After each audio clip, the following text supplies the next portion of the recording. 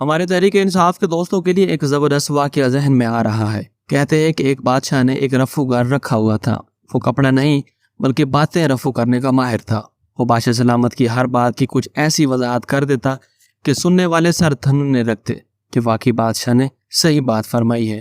ایک دن بادشاہ سلامت دربار لگا کر اپنی جوانی کے شکار کی کہانیاں سنا کر رعایا کو مروب کر رہے تھے۔ جوش میں آ کر کہنے لگے کہ ایک بار تو ایسا ہوا، میں نے آدھے کلومیٹر سے نشانہ لگا کر جو ایک ہرن کو تیر مارا تو تیر سنسناتا ہوا گیا اور ہرن کی بائیں آنکھ میں لگ کر دائیں کان سے ہوتا ہوا پچھلی دائیں ٹانگ سے کھور میں جا لگا۔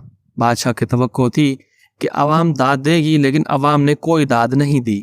وہ بادشاہ کی بات پر یقین کرنے کو تیار نہیں تھے۔ بادشاہ بھی سمجھ گیا کہ ضرورت سے زیادہ لمبی چھوڑ دی ہے۔ اپنے رفوگر کی طرف دیکھا۔ رفوگر اٹھا اور کہنے لگا، حضرات میں چشمدید گواہ ہوں اس واقعے کا۔ دراصل بادشاہ سلامت ایک پہاڑی کے اوپر کھڑے تھے اور ہرن بہت نیچے تھا۔ ہوا بھی موافق چل رہی تھی، ورنہ تیر آدھا کلومیٹر کہاں جاتا ہے۔ جہاں تک تعلق ہے آنکھ کان اور کھور کا، تو عرض کر دوں جس طرف تیر لگا ہرن دائیں کھور سے دایاں کان کھجا رہا تھا۔ عوام نے زور زور سے تالیاں بجا کر داد دی۔ اگلے دن رفوگر بورے بستر اٹھا کر جانے لگا۔ بادشاہ نے پریشان ہو کر پوچھا، کہاں چل رہے ہو؟ رفوگر بولا، بادشاہ سلامت میں تو بس چھوٹے موٹے تروپے لگا لیتا ہوں۔ آپ نے اگر شامیانے سلوانے ہیں تو غریدہ فاروقی یا ہینا پرویز بٹ کو رکھ لے۔ اللہ حافظ۔